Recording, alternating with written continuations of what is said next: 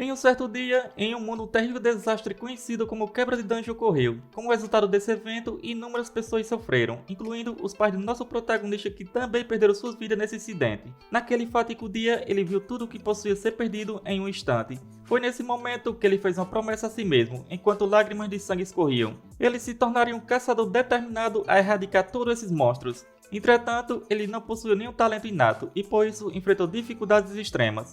Contudo, um dia ele foi convocado para a Torre dos Desafios, marcando o início de uma viravolta em sua vida. Essa é a parte 4, caso ainda não tenha visto as partes anteriores, deixarei uma playlist abaixo para vocês. Agora, continuaremos de onde paramos. O nosso protagonista, conhecido como Sang-Yo, teve uma batalha intensa contra um invasor chamado Baek. Após sua vitória, ele completou o 9º andar da Torre dos Desafios. Depois de absorver a alma de Baek, sua proficiência aumenta em 27%. Ele fica bastante feliz com esse aumento. Como ele completou esse andar eliminando um invasor, as recompensas foram ajustadas.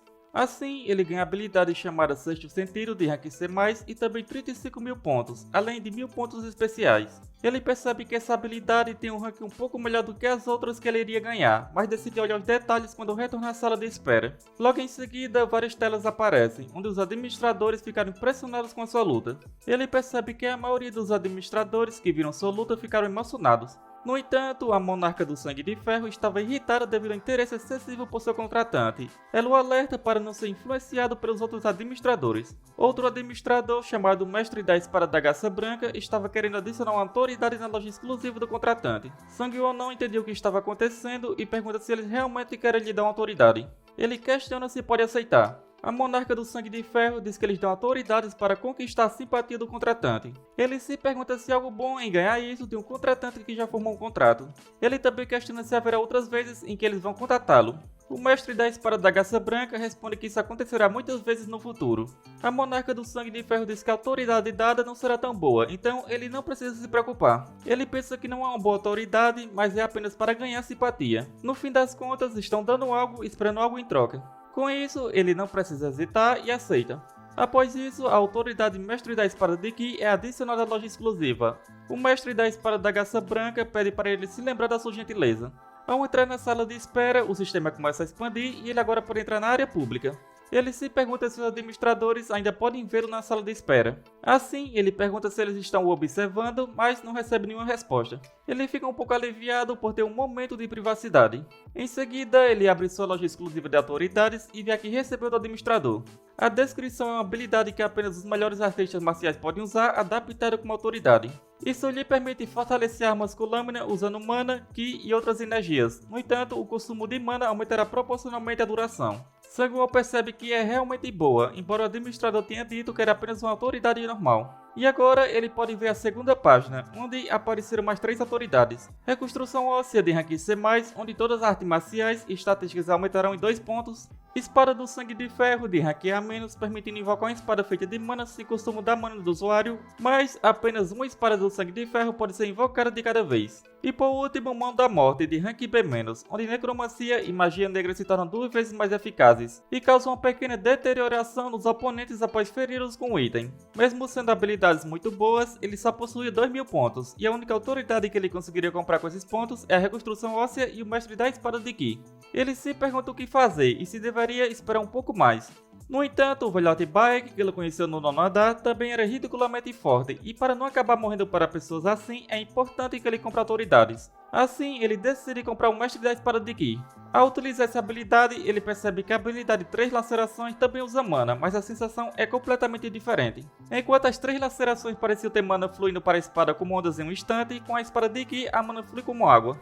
Ele também descobre que cada minuto utilizando essa habilidade, o consumo de mana aumenta em 2%. Portanto, levaria 50 minutos para que 100% de sua mana fosse consumida. Com isso, ele precisa administrar bem sua mana ao usar essa habilidade. Ele também dá uma olhada em sua recompensa do 9º andar, que é a habilidade Sexto Sentido. Essa habilidade aumenta seus instintos a ponto de se tornarem um sexto sentido, para ser usada como base para julgamentos. Ele percebe que essa habilidade é muito útil. Após isso, ele decide dar uma olhada na comunidade para ver se há alguma menção sobre a nova área pública. E como ele imaginava, havia várias pessoas comentando sobre essa área pública.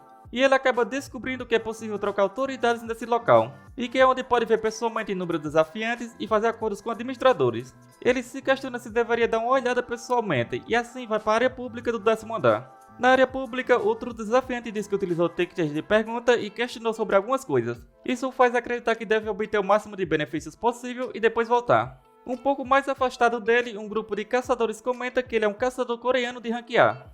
Um deles diz que estava irritado porque sempre diziam que seu país tinha caçadores poderosos, mas também disseram que é possível matar outros fora da área pública.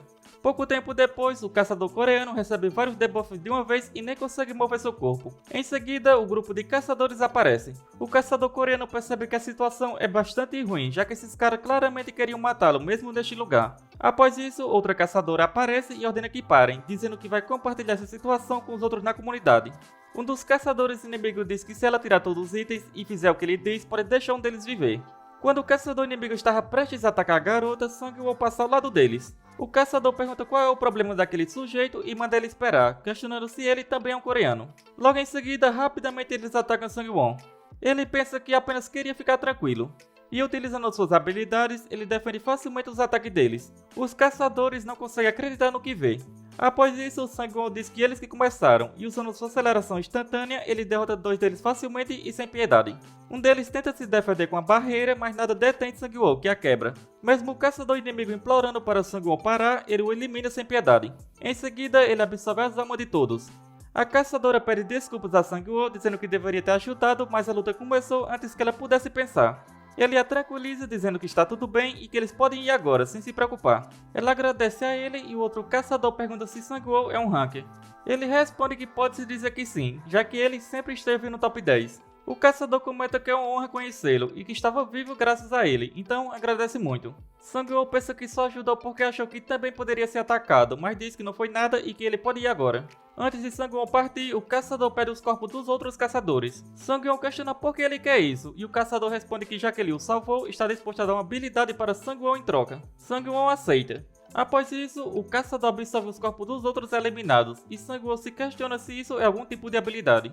O caçador então cumpre a promessa e dá a Sang-woo a habilidade Asas de Ferro, que permite a ele criar asas nas costas e voar. Sang-woo fica feliz já que não esperava ganhar outra habilidade.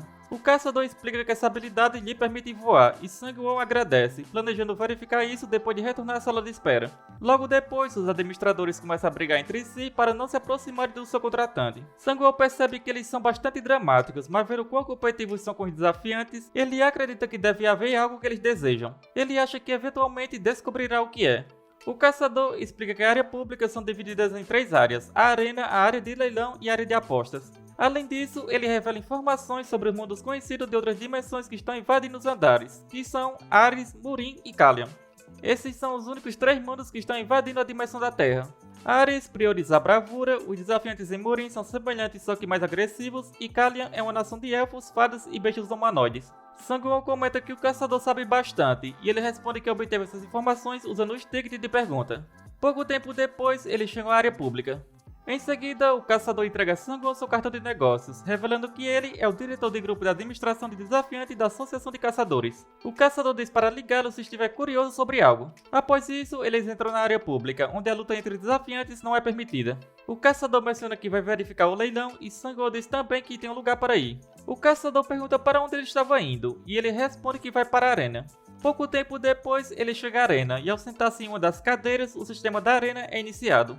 Ele pode escolher entre apostar e lutar. Ao selecionar a ajuda, ele descobre que a arena é dividida em 2 sistemas, aposta e luta. Se ele escolher apostar, poderá apostar na luta dos outros participantes e ganhar pontos, dependendo do resultado da aposta. Se escolher lutar, poderá enfrentar outros desafiantes por uma recompensa. Quando a luta for confirmada, o nome real e o ranking dos combatentes serão revelados. A luta só será confirmada quando houver uma aposta em uma recompensa como habilidade, item ou autoridade. Os desafiantes lutam com uma recompensa iguais em valor.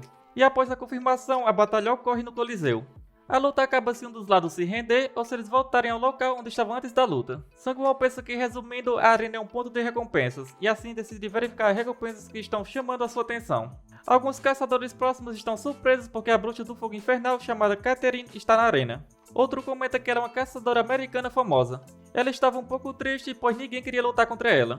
Ela se questiona se só corre porque ela tem muitas vitórias. Ela pensa que a maioria teria pedido para lutar se seu histórico de luta não fosse mostrado, onde ela possui 17 vitórias e 0 derrotas. O administrador mestre do fogo diz a ela que os outros são apenas lixo. Catherine também estava entediada e comenta que só há covardes neste lugar. Com isso, ela decide sair em vez de perder mais tempo ali. Entretanto, para sua surpresa, logo recebe uma proposta de luta, que era Sang-won. Ela fica um pouco surpresa que esse caçador esteja desafiando mesmo nunca tendo lutado antes na arena. Assim, ela aceita a luta. Após isso, eles são transportados para o Coliseu.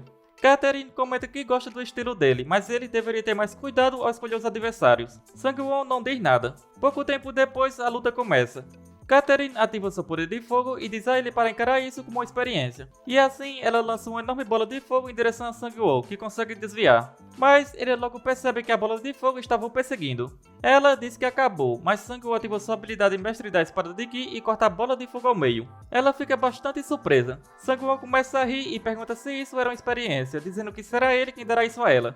Em outro lugar, um dos administradores que estava observando Sang-won disse que não esperava que ele fosse tão habilidoso com a espada de Ki, considerando que dar ele uma boa autoridade foi uma excelente ideia. E a partir de agora, ela sente a necessidade de construir um relacionamento com esse desafiante mais rapidamente do que com os outros. E isso talvez possa ajudar a resolver o rancor que ela não pôde. Voltando para a batalha, Catherine lança várias bolas de fogo, mas Sang-won, usando a aceleração instantânea, juntamente com a espada de Ki, consegue se defender. Porém, sua capa acaba sendo destruída. Ela questiona quanto tempo mais ele acha que pode resistir. Os administradores ficam impressionados com o poder de Catherine. Como o tempo estava se passando enquanto ele estava usando a espada de Ki, sua mana começa a ser consumida. Ele pensa que a luta vai se tornar cansativa se continuar assim. Com isso, ele absorve um dos espíritos dos desafiantes que derrotou, aumentando seus status. Além disso, para sua sorte, ele obtém uma nova habilidade chamada Ki da Espada de Trovão, de Rank B. Ele fica um pouco impressionado, pois é um ataque mortal que permite lançar Ki. Ele não tem certeza se vai funcionar imediatamente, mas decide dar uma chance. Ao ativar essa habilidade, ele lança um ataque de Ki em Catherine. Ela rapidamente cria um escudo de chamas, mas nesse momento, Sang-won com sua velocidade já estava atrás dela.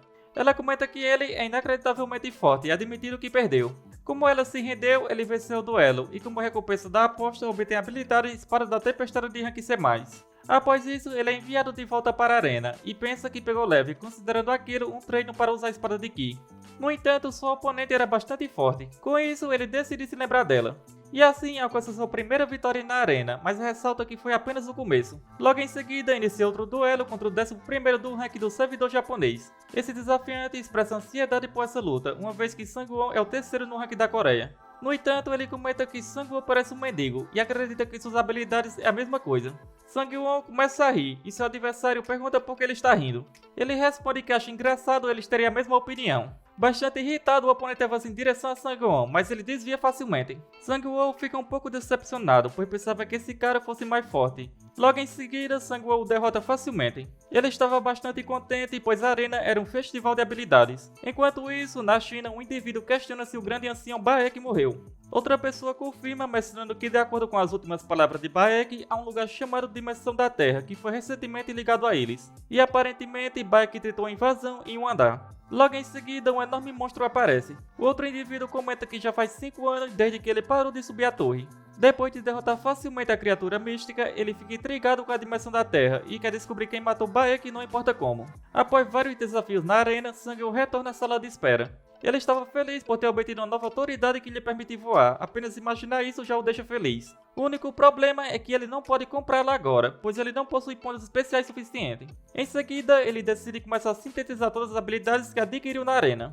Após 1 hora, as habilidades fundidas se resumem a o escudo do contra-ataque de rank B, habilidade de defesa, passo das sombras clandestinas de rank C+, habilidade de velocidade de movimento, e espada do caos jogada à batalha de rank C+, habilidade de velocidade de ataque. Depois disso, ele decide entrar no desafio do 10º andar, cujo tema é cooperação e tem uma duração de 3 horas. O objetivo é impedir a ressurreição do monarca devorador da escuridão dentro do tempo limite. Em caso de falha, a equipe será aniquilada quando o tempo acabar. Como recompensa, eles receberão a poção de proficiência e habilidade de rank B+.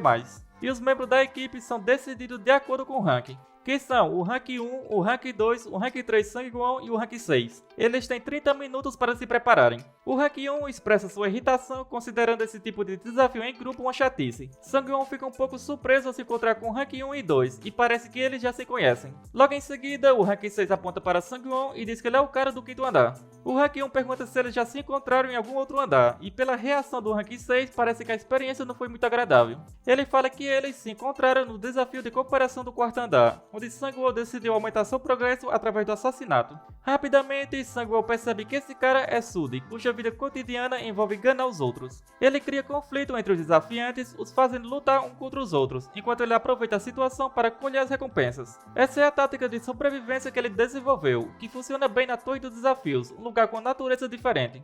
O administrador palhaço da enganação estava rindo com um grande sorriso devido à habilidade de enganação de seu contratante. Sudi percebe pela expressão de Sangwon que ele estava surpreso e considera pressioná-lo mais. Antes que Sangwon possa responder, Sudi diz que além disso ele matou sem piedade seus próprios companheiros. Sangwon pergunta do que ele está falando. O Rank 1 comenta que em vez de 4 pessoas desunidas, é preferível ter 3 pessoas que se entendam bem, pois a Torre dos Desafios não é um lugar fácil. Ele questiona quem está falando a verdade, alegando que vai eliminar um mentiroso agora. Sangwon pensa que se a situação piorar e ele enfrentar os 3 de uma vez, será a pior situação possível. O Rank 2 pede que todos relaxem um pouco e menciona que Sudi conheceu Sangwon no quarto andar. Sudi confirma. Assim, o Rank 2 fala que ele deve saber o verdadeiro nome do caçador Sangwon, visto que o sistema de apelidos só ficou disponível no quinto andar. E se Sudi falar o nome real dele, a situação será resolvida. No entanto, Sudi finge e fala um nome aleatório, pois sabia que não havia como Sangwon provar seu nome naquele lugar. Sangwon começa a rir, achando isso uma chatice. Em seguida, ele mostra sua licença de caçador, que ele acidentalmente trouxe quando voltou da Terra. Agora, ele tinha que usá-la nessa situação, mostrando seu verdadeiro nome. Sudi não consegue acreditar e o Rank 1 diz que já decidiram quem vão eliminar. No entanto, antes disso, Sangwon diz que quer resolver isso pessoalmente, pois agora estava realmente irritado. O Rank 1 concorda. Sudi sente um certo alívio por enfrentar apenas um deles. Rapidamente, ele ativa sua habilidade para tentar prender Sangwon, mas sem sucesso, ele escapa facilmente e parte para cima de Sudi. Então, Sudi cria uma barreira para se proteger. Devido ao impacto do golpe, o Rank 1 comenta que é melhor assistir isso de um lugar mais distante. Sudi lança várias orbes de energia em Sangwon, mas ele se esquiva com sua velocidade e consegue acertar um golpe. No entanto, para a surpresa de Sangwon, as orbes eram uma armadilha que dispara um poderoso raio sobre ele. Sudi começa a rir dizendo que Sangwon estava apenas se mostrando. Entretanto, Sangwon rapidamente mostra que conseguiu se defender com seu escudo. Sangwon pergunta por que ele parece tão surpreso, afirmando que isso é apenas o começo. Sudi se pergunta o que estava acontecendo, pois Sangwon bloqueou seu ataque com essa habilidade tão facilmente. O Rank 2 pergunta ao Rank 1 se já tinha visto aquele cara antes. O Rank 1 responde que nunca o viu antes, mas ele está entre os caçadores de alto nível. O Rank 2 considera que se o Rank 1 não conhece Sangwon, é provavelmente que ele seja apenas uma pessoa comum. Mas ele questiona como isso é possível. E o que mais surpreende é que Sangwon não estava dando o máximo de si nessa batalha. O Rank 1 acredita que ele está no mesmo nível que eles. O Rank 2 questiona se é realmente assim, mesmo que um ranking final de Sangwon seja 2 posições abaixo. O Rank 1 diz que é apenas um palpite, mas se Sangwon não teve sorte com os times nos desafios cooperativos até agora, é possível que ele tenha sido despreciado. Logo em seguida, Sangwon acerta um golpe em Sudi, o que surpreende ao Rank 1. Ele percebe que Sangwon não matou seu oponente, apenas o dominou com muita postura. Então, Sudi fala para Sangwon esperar, dizendo que se ele o matar, poderá não sobreviver a esse desafio. Ele pede a Sangwon que pense bem, pois esse desafio foi criado para 4 pessoas que estão no topo do ranking. Nessa situação, na Torre dos Desafios, eles não dariam um desafio fácil de passar, mesmo com uma pessoa a menos. Hyun-sung olha para os outros, e o Rank 1 diz que eles não vão interferir e Sangwon pode fazer o que quiser. Nesse momento de distração, Sudi tenta eliminar Sangwon, mas rapidamente Sangwon dá o golpe final. No entanto, para sua surpresa, Sudi consegue escapar usando seu traço único Enganar, onde todos seus atributos são aumentados em 10 pontos por um tempo. Sudi pensa que isso é ruim, pois ele queria esconder sua carta final. E sem escolhas, ele decide ir com tudo que tem. Sangwon, usando suas habilidades de movimento, rapidamente chega à frente de Sudi. Ele comenta que em vez de fazer o desafio como um trio, sabe que é muito mais perigoso deixar um lixo como ele participar. Como sua habilidade do escudo do contra-ataque absorve uma parte do poder que recebe, ele pode liberar esse acúmulo, derrotando Sudi. E assim ele consegue o casaco do velho Conde Vampiro de rank A- e a espada demoníaca do sangue celestial de rank B+, que Sudi estava usando. Sangwon pensa que vai usar esses itens de forma eficaz. Após isso, o Rank 2 elogia o desempenho dele. Sangwon agradece por não interferirem e assim eles três iniciam o desafio do 10º andar. O Rank 2 comenta sobre a enorme estátua de cavaleiro e se pergunta se ela não vai ganhar vida de repente. O Rank 1 responde que sendo a torre, isso é possível. Ao encarar essa estátua, Sangwon sente algo estranho. Pouco tempo depois, eles entram no castelo e veem mais 3 enormes estátuas. O Rank 2 aponta para a maior delas, dizendo que provavelmente é o Monarca Sombrio. Quando o tempo de espera termina, todas as estátuas começam a se mover. O Rank 1 comenta que está se sentindo meio sonolento, mas acredita que agora é melhor se aquecer. Sangwon concorda e menciona que o objetivo dos guardas é entregar a cabeça que estão carregando nas costas para o monarca. O Rank 1 explica que isso é simples, um para cada um deles. Sangwon pensa que vai acabar com isso em um único ataque com a espada de Ki. Porém, para sua surpresa, a estátua também usa a espada de Ki. E com isso, ele percebe que isso não será fácil. Ele se pergunta se os outros vão ficar bem. O Rank 1 diz que todas as estátuas são bosses e aconselha a equipe a tomar cuidado. O Rank 2 comenta que ele foi o único que ficou descuidado e coloca seu chapéu. Ele menciona que esse chapéu não combina muito com ele e por isso não queria usá-lo. Mas o fato dele estar usando esse chapéu ridículo significa que a estátua será dizimada. E assim, ele lança várias flechas, mas a estátua consegue desviar de todas. O Rank 2 pensa que quando se enfrenta a um mago, é padrão querer lutar a curta distância. Mas isso só se aplica se o oponente for um mago comum, ele também pode lutar corpo a corpo. Sangwon fica um pouco impressionado, pois só viu desafiantes fracos até agora, e ver esses desafiantes mais fortes aumenta sua empolgação. E usando suas habilidades de velocidade, Sangwon vai rapidamente para cima da estátua, e ao posicionar-se atrás dela, destrói a cabeça do monarca. O Rank 1 e o Rank 2 também conseguem destruir a cabeça das estátuas. Depois de destruírem as cabeças, as 3 estátuas começam a fugir. O Rank 1 diz que como eles destruíram a cabeça do monarca, não precisa mais se preocupar com sua ressurreição. Com isso, eles decidem eliminar as estátuas restantes e acabar logo com isso, seguindo atrás delas. Logo em seguida, Sangwon ouve um barulho estranho. E para a surpresa deles, a estátua que estava na entrada também começou a se mover. Onde ela pula por cima deles. O Rank 1 tenta detê-la, mas Sangwon sabe que é tarde demais, já que eles estão distantes. Sem opções, Sangwon lança sua espada com toda sua força para acertar a cabeça antes que seja colocada. E por sorte, ele consegue atingi-la. A estátua fica extremamente irritada e coloca a coroa. Eles sabem que precisam parar esse monstro o mais rápido possível, pois a estátua arranca sua própria cabeça para substituir a do monarca. No entanto, eles não conseguem chegar a tempo e o monarca sombrio é ressuscitado. E agora, o objetivo principal é derrotar o monarca sombrio. Além disso, ele possui uma autoridade que só permite que desafiantes usem status superior ao dele causem dano. Sangwon nunca ouviu falar que um monstro poderia usar autoridades. Ele se pergunta que tipo de habilidade roubada é essa, pois se for impossível causar dano, eles não vão conseguir fazer nada. Ele percebe que, como não conseguiram encerrar tudo rapidamente, a situação ficou ainda mais complicada. O Rank 1 sugere que eles talvez tenham uma maneira de atacar o monarca, mas primeiro eles precisam lidar com os cavaleiros. No entanto, Sangwon faz um pedido, perguntando se os dois podem segurar o monarca. O Rank 1 responde que não pode causar dano ao monarca, então talvez seja melhor lidar com os cavaleiros primeiro. Sangwon explica que pensou em uma chance, uma forma de derrotar o monarca. O Rank 1 concorda e diz que vão confiar nele, mas pede para ele não demorar, pois será difícil ficar muito tempo nessa situação. Após essa conversa, Sangwon decide enfrentar os cavaleiros. O Rank 1 tenta lançar um ataque no monarca, mas devido à sua autoridade, o dano é completamente anulado. Em seguida, o monarca ativa a autoridade e dignidade do monarca, restringindo todos os movimentos não autorizados. E assim, o monarca lança um ataque neles imóveis. O Rank 1 usa a resistência à mana para se mover e proteger o Rank 2 ao saltar na frente do ataque. Logo em seguida, o monarca se prepara para dar o golpe final, mas Sangwon chega a tempo e protege ambos com seu escudo. Ele se desculpa por ter se atrasado um pouco e absorve as almas das estátuas eliminadas para aumentar seus atributos. Ele então usa sua espada de Ki do Trovão no monarca e por sorte o ataque funciona. Irritado, o monarca ativa novamente a autoridade e dignidade de um monarca. No entanto, Sangwon usa a resistência à mana para se mover e usando o escudo ele defende o ataque do monarca. Ele percebe que foi um movimento bastante arriscado, mas se pergunta por que estava rindo. Isso era porque ele sentia a sensação da vitória. Os outros, observando a luta de Sangwon, comentam que ele é um monstro.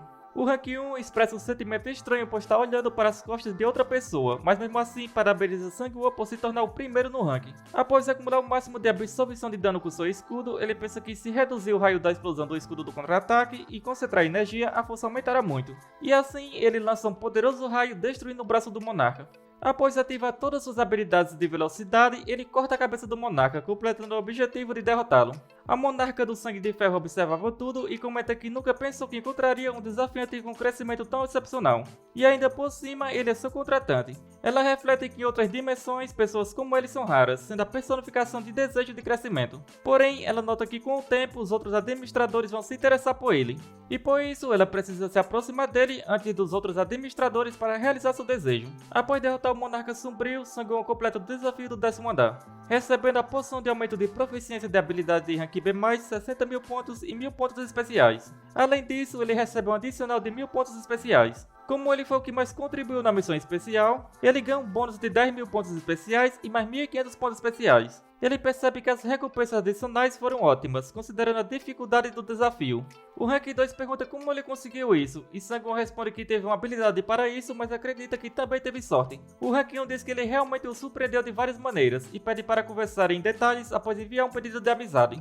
E Sang-won adiciona ambos como amigos. Em seguida, ele retorna à sala de espera. E como mais de 1.000 pessoas completaram o 10º andar, a expansão do sistema começará. E com isso, a viagem dimensional é adicionada à loja, permitindo-lhe viajar para outras dimensões. Ele percebe que isso pode ser perigoso e decide não arriscar. E também, o domínio de observação dos administradores se estendeu à dimensão da Terra, e agora ele pode conversar com o administrador na sala de espera. Além disso, ele pode ir ao território de um administrador para fazer contratos adicionais. E ele poderá encerrar o contrato adicional a qualquer momento. Ele pondera que se ele tiver a capacidade de encerrar o contrato a qualquer momento, isso seria uma desvantagem para um administrador. Como ele não tinha certeza, decide dar uma olhada nas recompensas do 10º andar. Primeiro, a poção de aumento de proficiência da habilidade, que após o consumo permite aumentar a proficiência de uma de suas habilidades em 20%. E ele escolhe melhorar a graça do vento, subindo para o rank A. Em seguida, ele consome a alma do Monarca Sombrio, aumentando significativamente seus atributos. Por sorte, ele obtém uma nova habilidade chamada Gerenciamento de Mana de rank A-, permitindo remover muitas das restrições relacionadas ao gerenciamento de mana. Isso o faz perceber que se tornou um gênio com grande poder mágico, algo que não acredita ser possível apenas lendo sobre. Logo depois, 2 administradores o convidam para seus territórios ao mesmo tempo. Ele decide voltar ao mundo da Sangue de Ferro. Ao chegar à casa dela, ela sai para o lado de fora e começa a rir, dizendo que já sabia que ele a escolheria e graças a ele ela venceu a aposta. Ele se perguntava por que 2 administradores o convidaram ao mesmo tempo, e era por isso. Sang-won menciona que ganhou uma habilidade de gerenciamento de mana e pergunta se ela sabe algo sobre isso. Ela responde que é uma boa habilidade e explica um pouco sobre ela. Primeiro, ela pede a ele para usar todo o seu poder mágico em seu corpo intensamente. Ao fazer isso, seu círculo de mana é afetado pelo gerenciamento de mana e é aumentado forçadamente. Ele percebe que após isso parecia que seu poder físico aumentou várias vezes. Depois de voltarem à cabana, ela sugere que ele tente ativar suas habilidades mágicas uma por uma usando o gerenciamento de mana. E com o aumento do seu entendimento sobre o gerenciamento de mana, suas habilidades mágicas aumentarão de rank. Sang-won pergunta por que ela o chamou, e ela menciona que quando ele entrou no 11º andar, o sistema se expandiu, o que permitiu a ele visitar esse lugar. E ele confirma, mas ela explica que a criação do domínio de interferência não foi por esse motivo. O verdadeiro motivo é que os administradores agora podem criar desafiantes ativamente. Isso significa que usando o domínio de interferência, ela pode treiná-lo e presenteá-lo com autoridades. E ela lhe concede autoridade Sangue de Ferro de rank A-. Sang-won pergunta se ela pode dar autoridades tão facilmente. Ela responde que não é tão simples, pois ela fez muito pela torre para conseguir isso. Ele questiona por que ela está o ajudando tanto, e ela diz que é porque vê o potencial dele, onde os administradores são recompensados por criar desafiantes, mas isso não é positivo, pois eles estão investindo nos desafiantes por seus próprios desejos. Em seguida, Sang-won recebe vários convites da mestre da Espada da Garça Branca. Ela menciona que alguém paciente está esperando e sugere que eles terminem a conversa. E assim, ele aceita o convite e entra na floresta, percebendo que o local é perfeito para treinar, mas estava curioso sobre o método de treinamento que a Monarca de Sangue de Ferro mencionou. E usando o gerenciamento de mana, ele começa a ativar suas habilidades, o que aumenta a proficiência delas. Em seguida, uma tela aparece dizendo que a administradora da Espada da Garça Branca estava esperando por sua visita. Ele acredita que esse título que o administrador está usando se refere a um velho como Baek, mas para sua surpresa, ao chegar ao local, era uma linda garota. Ela comenta que esperou por muito tempo por um desafiante como ele. Sentando-se ao lado dela, Sang-won percebe que esse local é bastante refrescante e comenta que é melhor sentar ali do que em uma cadeira. Ela diz que assistiu tudo, desde a luta dele contra Baek. Ele pergunta se não seria um desperdício dar-lhe uma autoridade, considerando que ele a viu apenas uma vez. Ela explica que não, pois ele precisa entender bem o seu valor. Ela menciona que o ancião Baek, apesar de não ter atingido o Ki da Espada do Trovão, ainda era um guerreiro poderoso no Murim. onde derrotar alguém como ele, mesmo após perder parte do seu poder a entrar na torre, é uma grande conquista. Ela diz para ele não negar isso, uma vez que ela era o contratante de Baek. Sang-won se pergunta se ela guarda rancor dele, mas ela diz que não há necessidade de estragar o clima, considerando que ele era apenas um desafiante e fácil para ganhar pontos. Ela revela que fez contratos com muitos desafiantes, mas nunca convidou nenhum deles para este lugar, exceto Sang-won. Ela diz que sabe que ele iria descobrir tudo, mas vai explicar logo. Com isso, ela pede para ele formar um contrato adicional com ela. Ele pergunta que tipo de benefícios terá ao formar esse contrato. Ela responde que se ele concordar, poderá se tornar o discípulo da mestre da espada da Garça Branca. Ele pergunta quais são exatamente os benefícios de se tornar o discípulo dela. Ela explica que administradores podem escolher apenas um discípulo para a vida. E esses discípulos são chamados de discípulos de administradores na torre. Isso significa que ao formar esse contrato especial, os desafiantes que se tornarem discípulos podem adquirir todas as autoridades daquele administrador. Ele fica surpreso ao descobrir isso, mas questiona por que a Monarca do Sangue de Ferro não explicou isso mesmo ele sendo seu discípulo. Ele comenta que os contratos adicionais podem ser encerrados a qualquer momento. Então, por que ela está fazendo esse contrato único para a vida, mesmo que seja tão desvantajoso? Ela explica que assim como aquela mulher, ela também o escolheu para realizar seu desejo. Pois ela precisa de uma espada afiada, a melhor espada que não se dobre nem fique cega. E ela afirma que ele tem o potencial de se tornar a espada mais afiada. E assim, chegamos ao final deste vídeo. Como sempre, espero que tenham curtido. Não se esqueça de deixar o seu like e se ainda não é inscrito, não custa nada se inscrever. Isso me motiva bastante a trazer novos vídeos o mais rápido possível. Se chegou até aqui, só tenho a agradecer. Nos vemos no próximo vídeo. Falou!